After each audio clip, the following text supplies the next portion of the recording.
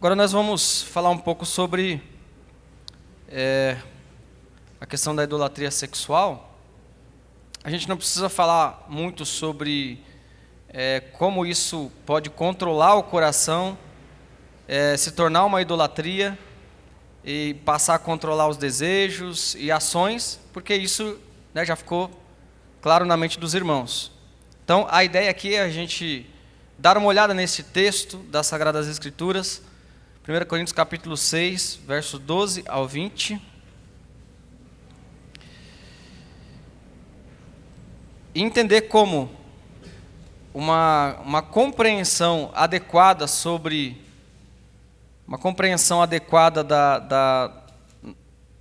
do uso do corpo pode nos ajudar na luta contra a idolatria sexual. Bom, carregamos o que como pressuposto? O pressuposto de que o coração tem algumas necessidades espirituais. O coração é tudo que uma pessoa é, em essência. E tem algumas necessidades espirituais que sempre devem ser supridas. Então, o coração sempre vai ter alguma relação, alguma aliança espiritual. Sempre vai adorar alguma coisa. Nós vimos que quando não tememos a Deus acima de todas as coisas, podemos fazer com que o medo controle o nosso coração, cair nesse erro, de o medo controlar o nosso coração e, consequentemente, controlar as nossas ações, pensamentos e assim por diante. Não é diferente em relação à questão sexual. E, na verdade, é até muito comum, porque o sexo ele foi feito por Deus para ser praticado dentro do casamento e tem toda a questão do prazer corporal, e toda essa questão somada com a queda, ou seja, que o ser humano é pecador desde o pecado de Adão, e esse instinto sexual está distorcido, se é que podemos chamar assim, de instinto. Tudo isso faz com que as pessoas desvirtuem o sexo, de forma que podemos dizer que um dos ídolos mais comuns, dos ídolos do coração mais comuns, são ídolos relacionados com a área sexual, de diversos tipos, desde pecados sexuais que têm contato com o corpo e pecados que não têm contato. Vamos usar esse texto, então, para que a gente possa entender como lutar contra isso. Fato é, irmãos, que hoje nós temos muito mais meios, formas, veículos para cometer pecados sexuais do que outrora. Grupos do WhatsApp, sites, Antigamente, a molecada aí para cometer algum tipo de erro nesse sentido tinha que se desdobrar, Hoje está muito comum, é muito fácil. Então, é muito fácil a pessoa se entregar a esse tipo de prazer. É um prazer fácil mesmo, E aí é muito fácil a pessoa viciar nisso. Tanto na questão da pornografia, quanto na questão da prática propriamente dita. Bom, vamos olhar para esse texto e vamos entender como uma noção apropriada do uso do corpo ou do papel do corpo em relação ao sexo também pode nos ajudar contra a luta contra a idolatria sexual. Antes, porém, irmãos, de entrar no texto, vamos dar uma olhadinha no contexto dessa carta. Paulo escreveu a primeira carta aos Coríntios. Nós sabemos que foi o apóstolo Paulo, porque afinal de contas carrega o nome dele lá, Então nós temos evidências internas e externas, ou seja, históricas, dos pais da igreja e assim por diante, para dizer que foi o apóstolo Paulo que escreveu essa carta. É uma igreja com bastante problemas, cheia de divisões, e entre esses problemas havia também problemas de ordem sexual. Então nós temos aí 8 grandes divisões dessa carta, essa primeira carta que Paulo escreveu aos Coríntios. A primeira grande divisão trata da introdução, onde Paulo se apresenta ali e ora por aquela igreja. Era um costume do apóstolo Paulo fazer isso. A segunda grande divisão, do capítulo 1 versículo 10 ao capítulo 4, verso 21, o apóstolo vai tratar sobre um problema de divisão na igreja. Essa igreja estava dividida, só que por vários motivos. Um dos motivos pelos quais essa igreja estava dividida era o apego à personalidade. Alguns preferiam a Paulo, outros preferiam Apolo, outros preferiam Pedro, e assim por diante. Tinham até aqueles que não preferiam ninguém, não era submisso a ninguém, não aceitava a autoridade de ninguém, e dizia que só preferia Cristo. Que talvez fossem, como dizem alguns, os piores na igreja. A terceira parte desta carta trata do relaxamento moral desta igreja. Havia alguns casos muito graves de pecado sexual na igreja de Corinto. Um dos casos era um caso de incesto dentro da própria igreja. Uma pessoa, um homem, estava tendo relações sexuais com madrasta. Era um caso público, todos conheciam e ninguém fazia nada em relação a isso. O apóstolo Paulo se desdobra para mostrar para aquela igreja que eles deveriam se envergonhar, deveriam aplicar a disciplina eclesiástica. O capítulo 5 de 1 Coríntios mostra para a gente, e é uma das grandes bases que nós temos para aplicar a disciplina eclesiástica.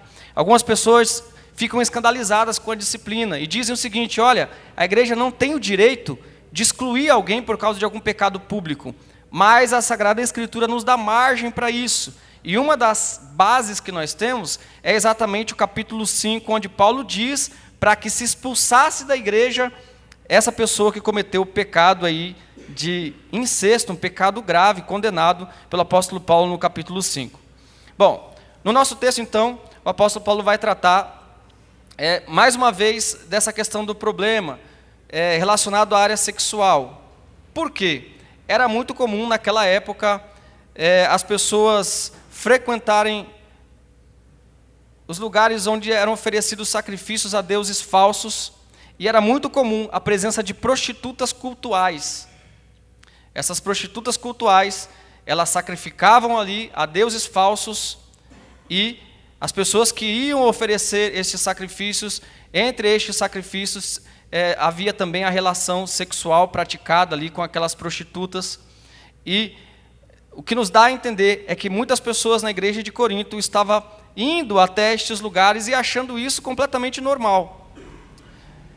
Quando nós olhamos para os nossos dias, nós vemos que, apesar de nós estarmos chamando atenção aqui para os pecados de ordem sexual, o mundo, este século, o pensamento anticristão não enxerga da mesma maneira que nós enxergamos. As pessoas dizem que é comum. É comum a pessoa ver pornografia. É comum um casal ter relações sexuais antes do casamento. É comum um jovem, adolescente, ou mais jovem que isso, moço, ter várias parceiras sexuais. Então, as pessoas não crentes, o mundo, este século, considera todas estas coisas como comuns. Assim como naquela época, para eles era completamente comum alguém pegar ali e ir lá no templo, oferecer um sacrifício a um falso Deus e ter relações com uma prostituta cultual. Veja, o apóstolo Paulo está tratando deste problema aqui. É interessante que a gente entenda, já mostrei para os irmãos a estrutura da carta, e ali o ponto que a gente vai pegar. É importante que a gente entenda que a igreja de Corinto estava dentro de um contexto cultural grego e judaico. E o contexto cultural grego tinha uma compreensão a respeito do corpo. O contexto cultural judaico, hebreu, tinha outra compreensão, uma compreensão diferente a respeito do corpo. A compreensão cristã a respeito do corpo, de como nós devemos usar o nosso corpo, do valor do nosso corpo, é uma compreensão diferente. Então, nesse sentido, o cristianismo é inovador, porque ele dá bastante importância para o uso do corpo, para o que nós fazemos com o nosso corpo. De forma que eu coloquei nessa tabela para os irmãos observarem, que no contexto grego, o que o indivíduo faz com o seu corpo não tem qualquer relevância para a vida espiritual. Então, a ideia de dicotomia na filosofia grega, a ideia de que aquilo que é espiritual é bom e aquilo que é físico é ruim, fazia com que eles entendessem e chegassem à seguinte conclusão: ora, o meu espírito, o meu coração, a minha alma, ela é boa, então com a minha alma eu posso me relacionar com Deus.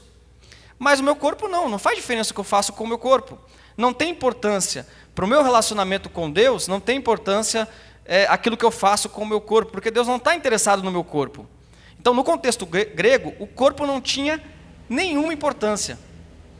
Tá bom? Pelo contrário, o corpo ele era sempre visto como uma coisa, como algo pejorativo, uma coisa ruim. A alma é uma coisa boa que está aprisionado no corpo, que é uma coisa ruim. Este é o conceito grego de corpo. No conceito hebraico, o que o indivíduo faz com o seu corpo é muito importante para a sua vida espiritual. Veja que os judeus já carregavam essa ideia. Olha, o que a gente faz com o nosso corpo é bastante importante para a nossa vida espiritual. Só que com toda a revelação, com a completude da revelação bíblica, com o fechamento do cânon do Novo Testamento e das doutrinas da Bíblia toda, inclusive do Novo Testamento, que nós temos a visão cristã do corpo, que nos diz que o que o indivíduo faz com o seu corpo afeta vitalmente seu relacionamento com Deus. Então, é de vital importância aquilo que nós fazemos com o nosso corpo, é de vital importância em relação ao nosso relacionamento para com Deus. Nós devemos entender isso para entender alguns detalhes desse texto, algumas lutas, algumas insistências do apóstolo Paulo, quando o apóstolo Paulo vai insistir com esses crentes aqui, corrigindo esses pressupostos que eu falei, né? Esses pressupostos errados, essas noções erradas relacionadas ao uso do corpo. Vamos ver então, irmãos, como este estudo pode nos ajudar a ter uma compreensão melhor do uso do nosso corpo, inclusive na área sexual, que é o assunto também do texto. E isso pode nos ajudar a lutar contra pecados sexuais e, consequentemente, contra a idolatria sexual, que já é um vício. Quando a pessoa é controlada por essas questões sexuais, isso passa a controlar o coração da pessoa e, consequentemente, os desejos e as ações da pessoa. Bom, vamos lá? Primeiro ponto, Paulo corrige duas premissas, dois slogans falsos da igreja de Corinto.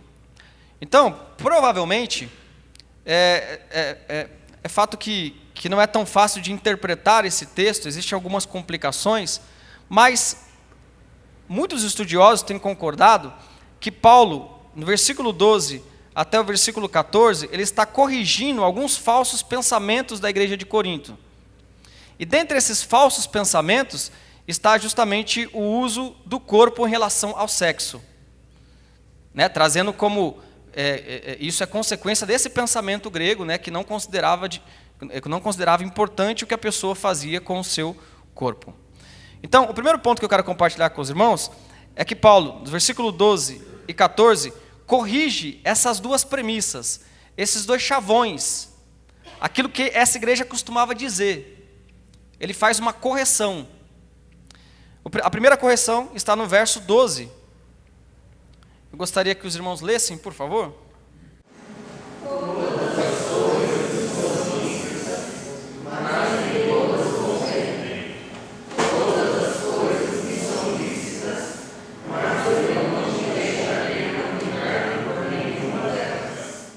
O primeiro slogan falso aqui, primeira premissa, a primeira frase que aqueles crentes costumavam dizer na igreja, retratava o pensamento de que o crente é absolutamente livre para fazer qualquer coisa. O crente é livre. Então, talvez fosse uma má compreensão da própria doutrina da graça do apóstolo Paulo, onde Paulo dizia que a pessoa não é salva pelas suas obras, mas pela graça. Então, talvez alguns compreenderam mal isso e diziam o seguinte: olha, a gente não é salvo pela lei, pelas obras, a gente é salvo pela graça, a gente não é salvo por aquilo que a gente faz. Então, todas as coisas me são lícitas. Então, isso era um slogan, era uma frase deles. De forma que a gente pode até colocar isso entre aspas aí. Algumas versões trazem, olhem para o versículo 12, trazem essa frase: todas as coisas me são lícitas, entre aspas. Como se o apóstolo Paulo estivesse citando essa frase errada da igreja e já corrigindo a frase. Então o apóstolo Paulo, é como se ele dissesse assim: olha, vocês dizem que tudo é lícito. E ele diz: mas nem todas as coisas convêm. A palavra convém aqui, nem todas as coisas são vantajosas. Nem tudo que a gente faz é vantajoso para o corpo de Cristo. Nem tudo que a gente faz edifica o corpo de Cristo. E ele repete o slogan e diz: todas as coisas me são lícitas. E faz uma outra correção: mas eu não me deixarei dominar por nenhuma delas. Então, irmãos, esse primeiro ponto ele faz essa correção. Como se eles dissessem, repito: olha, eu posso fazer qualquer coisa, sou salvo pela graça. Então, todas as coisas me são lícitas. O apóstolo Paulo diz: vocês estão dizendo aí, todas as coisas me são lícitas, mas nem todas as coisas edificam.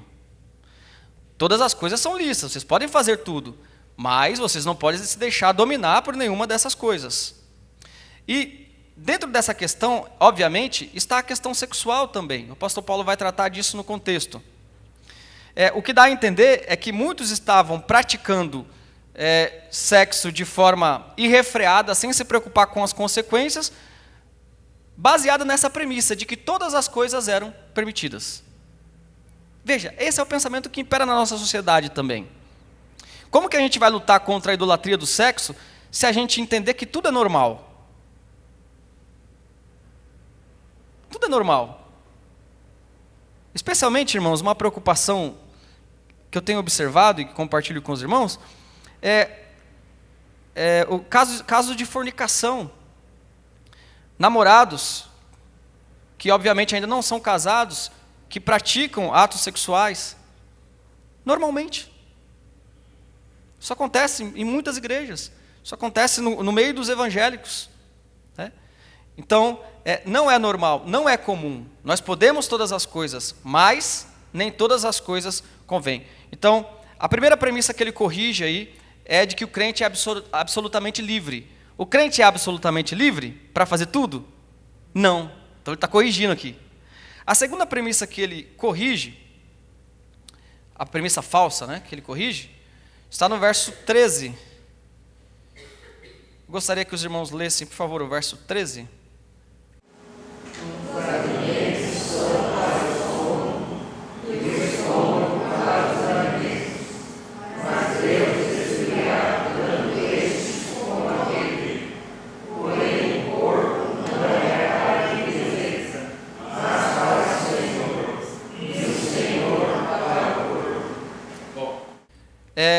Os irmãos podem entender também, entre aspas, aí, um pensamento errado da igreja de Corinto no verso 13, que é: os alimentos são para o estômago e o estômago para os alimentos. É como se os coríntios estivessem relacionando a questão sexual com a alimentação. É como se eles pensassem assim: olha, está vendo? Assim como o meu corpo naturalmente precisa do alimento, naturalmente a gente também precisa de sexo. Então é uma coisa natural, é uma coisa comum. Então ele está corrigindo esse pensamento. Ele está dizendo: olha, vocês dizem, os alimentos são para o estômago e o estômago para os alimentos. Mas Deus vai fazer inoperante, a palavra aqui, né? Vai destruir tanto um como o outro. Porém, o corpo não é para impureza. Por que Paulo já muda para o corpo aqui, né? Já muda para a questão do corpo e da impureza. A palavra impureza no texto grego que é porneia, que é justamente a fornicação, a impureza no sentido de adultério e assim por diante. Prostituição, né? Algumas traduções traduzem como prostituição. Por que ele está falando do alimento e já pula para a questão do corpo? Porque eles estavam usando esse slogan na igreja. A alimentação é uma coisa comum. O sexo também é uma coisa comum. Assim como eu estou com fome, eu vou lá e como um prato de comida. Assim como, se eu tiver com desejo sexual, eu vou lá e faço. Para eles era uma coisa banal, é isso que estava acontecendo. Por isso aí, a parte B do verso 13, olhem irmãos, por favor. Porém, o corpo não é para impureza, repito, que impureza aí traduzido, por exemplo, na ACF traduzido como fornicação, na RC como prostituição, na NVI como imoralidade, mas a palavra é a palavra porneia, que dá origem à palavra em português pornografia, que diz respeito a todo e qualquer pecado sexual. Então, é muito interessante isso daqui, eu fico até surpreso com isso, porque, veja, que se a gente chegar assim e falar assim, olha, se eu disser para os irmãos, olha, minha alma é para Deus, os irmãos vão falar o quê? Amém, né? A gente costuma dizer isso, né? Ó, a minha alma é para Deus. Que bênção, né? Agora, o meu corpo é para Deus? Paulo já está introduzindo uma doutrina do corpo. De forma que muitos estudiosos dizem que nós temos nesse texto uma teologia do corpo como não temos em nenhum outro texto da Escritura. Por isso é muito importante isso que o Paulo está falando. É muito inovador. Você imagina chegar para um camarada que veio do mundo grego, que considerava o corpo como uma coisa ruim, só a alma é boa, e dizer para ele o seguinte: o teu corpo é para o Senhor. Meu corpo? Mas ele quer o meu corpo também? Aquilo que eu faço com o meu corpo é importante? Então o apóstolo Paulo está corrigindo. Porém, o corpo não é para impureza, prostituição, etc., mas para o Senhor. E o Senhor para o corpo. O Senhor que está falando de Jesus Cristo. Versículo 14. Os irmãos podem ler, por favor?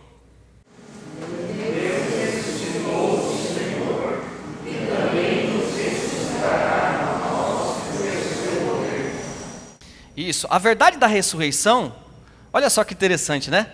Aí Paulo já começa a falar sobre a ressurreição, que é um dos problemas que Paulo vai tratar no capítulo 15 dessa igreja, mais um dos problemas que ele iria tratar, que era o problema de que muitos na igreja de Corinto não acreditavam que haveria ressurreição. O apóstolo dedica um capítulo todo, claro que hoje nós sabemos que é o capítulo, porque quem colocou os capítulos foram os teólogos, né? Mas ele dedica um texto grande, uma grande porção dessa carta para tratar deste problema relacionado à descrença dessas pessoas na doutrina da ressurreição. E o que é a doutrina da ressurreição? Ela nada mais é acreditar que Deus morreu não só pela minha alma, Jesus Cristo morreu não só pela minha alma, mas pelo meu corpo. Então, esse corpo retornará, esse mesmo corpo. Por isso a palavra ressuscitar é levantar, né? A ideia de levantar o mesmo corpo. De forma que, amados, a doutrina da ressurreição é uma doutrina distintiva da fé cristã. No mundo grego, as pessoas não acreditavam que seria necessária uma espécie de salvação do corpo. Era só a alma que era importante. É na doutrina cristã que nós entendemos que o ser humano foi feito uma unidade psicossomática, corpo, alma. E Deus não quer salvar só a alma, Ele quer salvar corpo e alma, porque Ele fez corpo e alma no Éden. Isso é tão importante que às vezes a gente não para pensar. Mas, por exemplo, onde que estão os espíritos das pessoas que morreram com Cristo? Nesse momento. Estão com Cristo, né? Beleza? E o corpo delas estão na onde? Está na onde? Em algum lugar por aí, né? Enterrado, né? Agora, olha que interessante. Na ressurreição, o que vai acontecer? Essa alma, esse espírito que está com Cristo, vai voltar para os seus corpos e ser glorificado assim como Jesus foi. Isso mostra para a gente que Deus quer o nosso corpo também. Isso mostra para a gente que no novo céu e nova terra haverá elementos de corporalidade. Já estou entrando em outro assunto aqui, né? Por quê? Que vantagem teria Deus pegar a sua alma, né? O camarada já morreu, né? Pegar a alma, voltar para o corpo para viver como uma alma de novo. Tem alguma vantagem nisso? Não. Então a ideia é de que haverá elementos de corporalidade, mas esse não é o assunto, o nosso assunto, né? Vou deixar para o pastor depois desenvolver com os irmãos esse assunto, tá bom? Muito melhor do que eu. Mas vamos lá. A ideia aqui, irmãos, então, é de mostrar que aquilo que a gente faz com o corpo é importante para o nosso relacionamento com Deus. Paulo está mostrando isso para esses crentes. E aí nós vamos ao segundo ponto, ou a segunda parte dessa nossa perícope. Do verso 15 até o 20, Paulo demonstra que a santidade que Deus atribui ao corpo humano exige a pureza sexual, como meio de glorificar a Deus. Então, o corpo humano é algo santo para Deus.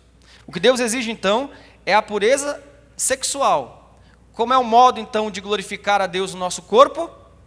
Sendo puros sexualmente, castos sexualmente. Paulo vai mostrar isso do verso 15 até o verso 20. Portanto, a primeira coisa que ele mostra é que quem está unido com Cristo não pode se envolver com a imoralidade sexual. Verso 15 e 17. Os irmãos podem ler o verso 15?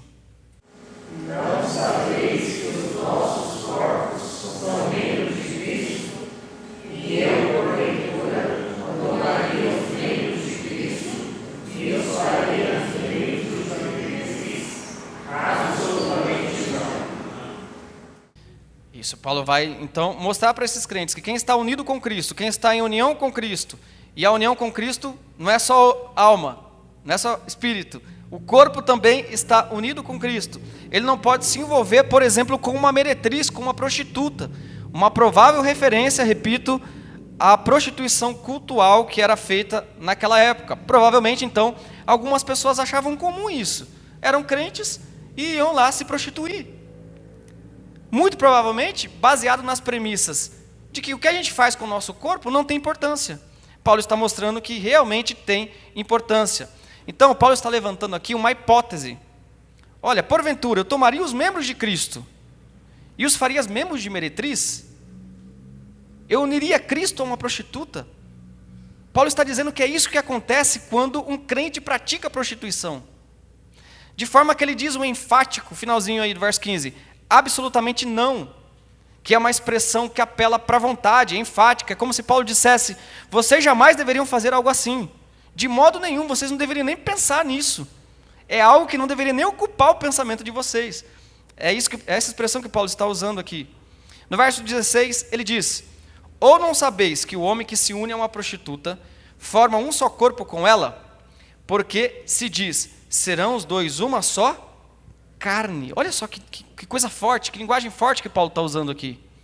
Ele apela para os textos relacionados ao casamento, que falam da unidade entre homem e mulher no casamento, apela para estes textos mostrando, olha, se você se une com uma prostituta, você está sendo uma só carne com ela. Ele está provavelmente citando aqui o ensinamento de Jesus, que é repetido em outros textos, por exemplo, em Efésios 5:31, onde se diz, eis porque deixará o homem seu pai e sua mãe, e se unirá à sua mulher, e se tornarão os dois uma só carne. Para Paulo, a união sexual entre duas pessoas é algo tão íntimo, que se feito de forma ilícita, profana o corpo de Cristo. Paulo usa uma linguagem bastante forte aqui para mostrar que quem está unido com Cristo, tem a sua alma e o seu corpo unidos a Cristo, não deve se envolver com a imoralidade. Versículo 17, os irmãos podem ler? Mas aquele que se une ao Senhor é um espírito com ele.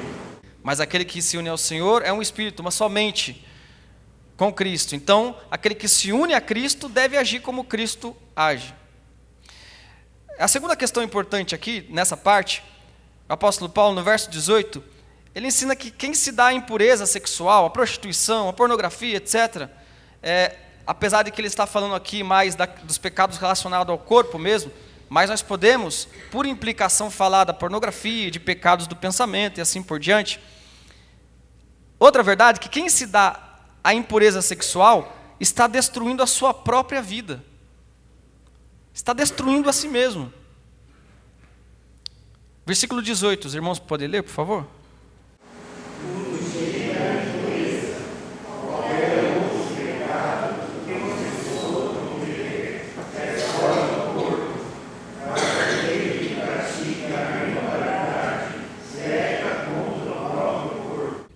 Então aquele que pratica, é a mesma palavra aqui, tá? Aquele que pratica a imoralidade aqui sexual, tá? É o pecado sexual, Paulo está falando, né? Peca contra o próprio corpo. Esse texto aqui é interessante porque ele nos dá a entender que, de certa forma, existem pecados mais agravantes do que outros. Você já parou para pensar nisso?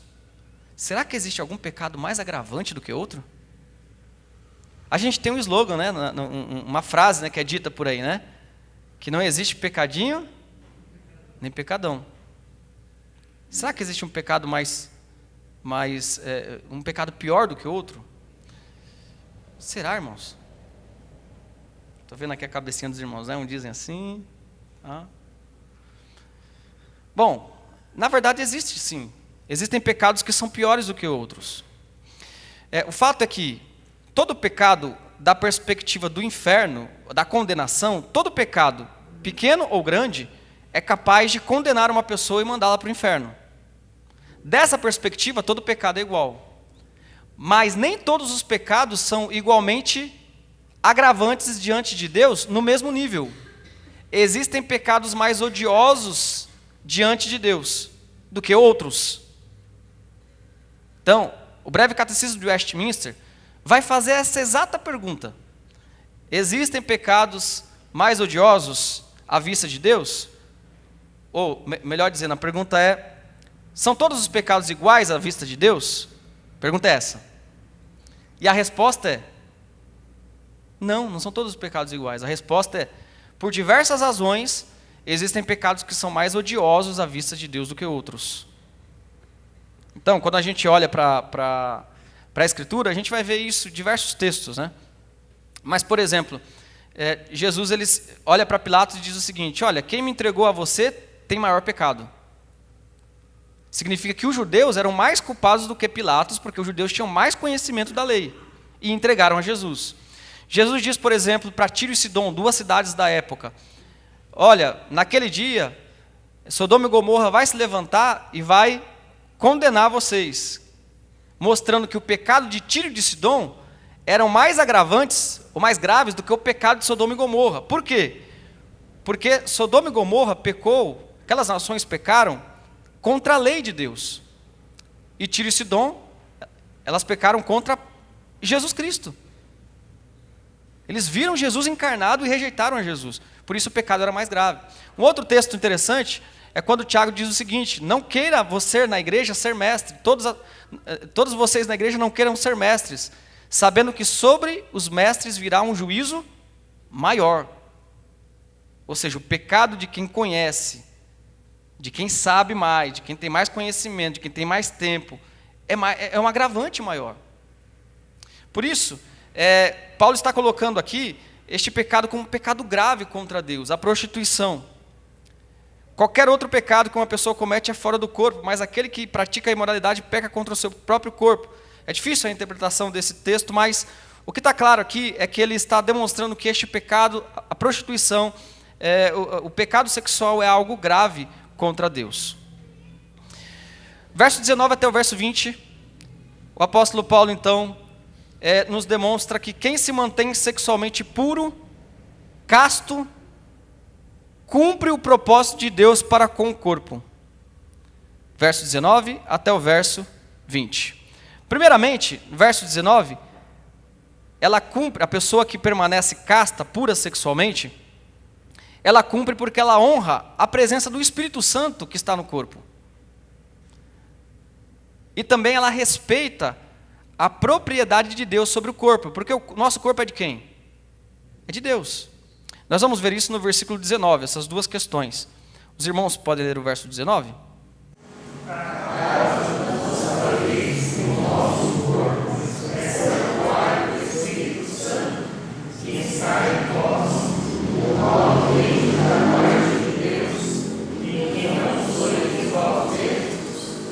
Então, a questão da presença do Espírito Santo, né, manter a nossa vida sexual de uma forma lícita diante de Deus, honra a presença do Espírito Santo que está em nós, e é uma forma de respeitar a propriedade de Deus, que é o nosso próprio corpo. O nosso corpo é de Deus, não é nosso.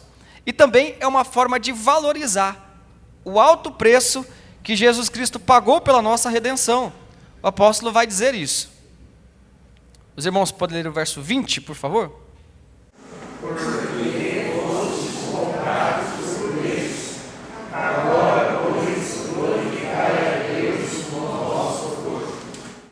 Isso, vocês foram comprados. Então a ideia aqui de que não é só a nossa alma que foi comprada. Então a gente tem que resgatar essa doutrina, que é a doutrina do corpo, né? E associada a ela a doutrina da ressurreição. O nosso corpo é importante para Deus, a gente não pode desmerecer. Nós somos vistos por Deus como corpo e alma. Isso é tão importante para Deus, que Deus salvou corpo e alma. Porque Jesus Cristo veio em carne, né? Para salvar pessoas fisicamente também, né? Salvar o corpo das pessoas. E vamos para as nossas aplicações, que eu quero compartilhar com os irmãos esse texto. Antes, deixa eu só fazer um resuminho aqui rápido. O que nós vimos, né? Ficar bem gravado na mente. Nós vimos primeiramente, verso 12 ao 14, que Paulo corrige duas premissas erradas da igreja. Então, qual é a primeira premissa errada? Todas as coisas me são lícitas.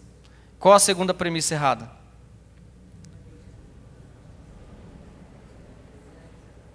Aí já ficou mais... Oi? Isso, o corpo para o alimento, né? Então, usando isso como uma desculpa para a questão sexual. Paulo corrige isso. A segunda parte, que é a maior parte da perícope, do texto, nós vimos que a santidade que Deus atribui ao corpo humano exige a pureza sexual como meio de glorificar a Deus. Então, portanto, quem está unido com Cristo não pode se envolver em imoralidade sexual. Quem se dá em impureza sexual está destruindo sua própria vida. Quem se mantém sexualmente puro cumpre o propósito de Deus para com o corpo. Ele faz isso honrando a presença do Espírito, respeitando a propriedade de Deus, nosso corpo é propriedade de Deus, e valorizando o alto preço que Jesus Cristo pagou também pelo nosso corpo. Vamos às aplicações. Primeiro, você não é absolutamente livre para fazer o que quiser. Que coisa, né?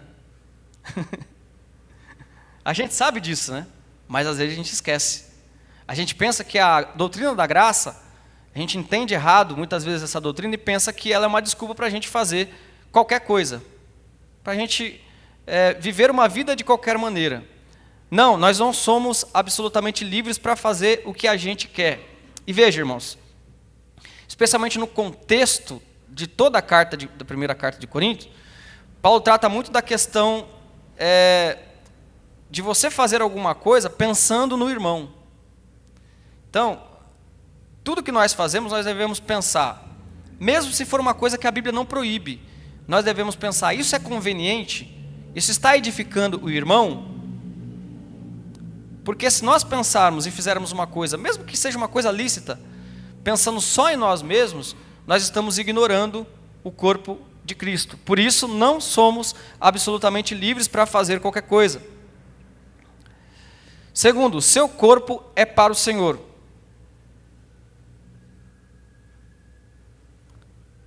A sua alma é para o Senhor. Todo mundo dá glória a Deus, né? Seu coração é para o Senhor, claro, mas o seu corpo também é para o Senhor. Deus nos ama na unidade, corpo e alma. Podemos chamar essa parte interior de alma, espírito, coração, não importa. É uma coisa só com vários aspectos, mas o fato é que nós somos uma unidade. Deus fez uma unidade, Jesus Cristo na cruz resgatou essa unidade, e a quebra dessa unidade é algo tão pesado, que se dá somente na morte. Na morte é uma quebra dessa unidade. Mas a morte não é algo natural. A morte é uma espécie de acidente. E por isso, aqueles que morreram voltarão para os seus corpos e serão ressuscitados. Sejam para a vida ou para a morte. Terceira aplicação é fuja da imoralidade. Fuja da imoralidade. Esse imperativo aqui tem a ideia de fazer isso um hábito, né? Da gente tornar isso um hábito, se acostumar a fugir da imoralidade. Então, fugir da pornografia, fugir da imoralidade sexual. É claro que, como a gente tem aprendido aqui a respeito da idolatria do coração, e é muito interessante a gente aprender isso, porque quando a gente não entende a questão da idolatria do coração, de que nosso coração é tendencioso, inclusive, a idolatrar o sexo como um prazer, quando a gente não entende isso, a gente vai tratar este problema de uma maneira superficial. Então, quando a gente entende que esse problema é um problema do coração, nós temos condições de tratar de uma maneira mais profunda. Então, por exemplo, a pessoa tem um vício de pornografia. Ela tem alguns hábitos. Geralmente, a pessoa que tem esse tipo de vício tem alguns tipos de hábitos. Seria bom se a gente dissesse para essa pessoa: olha, não consulte o computador quando tiver alguém, quando você estiver sozinho. Mude o seu computador de cômodo da sua casa, coloque num lugar que tenha muitas pessoas, para que você não se sinta, não tenha a possibilidade de errar, de pecar nesse sentido. Esses conselhos são até bons, mas esses conselhos não levam em consideração o coração. Porque a pessoa pode mudar de cômodo. Enquanto ela idolatra uma coisa, ela vai achar um jeito de fazer. Por isso é importante esse nosso tema aqui, e o tema da conferência toda, para que a gente tenha condições de olhar para o coração. Olha, se isso está me controlando, é porque eu não estou adorando mais a Deus, eu estou adorando isso. E tratar profundamente os problemas do nosso coração. Terceiro e último, glorifica a Deus com o uso adequado do seu corpo. Nós temos aqui um imperativo que o apóstolo Paulo usa, que é um imperativo que dá a ideia de urgência, Quando ele diz: glorificai a Deus no vosso corpo. É urgência, ou seja, faça isso agora. Comece a fazer isso agora. Não perca tempo.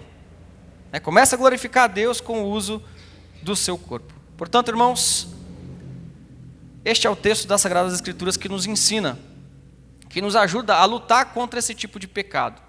O pecado bastante comum, somos suscetíveis a ele, e entendendo melhor o uso do nosso corpo, nós podemos lutar contra esse pecado, e também, entendendo melhor como ele se aloja no nosso coração, nós podemos, então, para a glória de Deus, com a ajuda do Espírito Santo, lutar contra ele. Amém?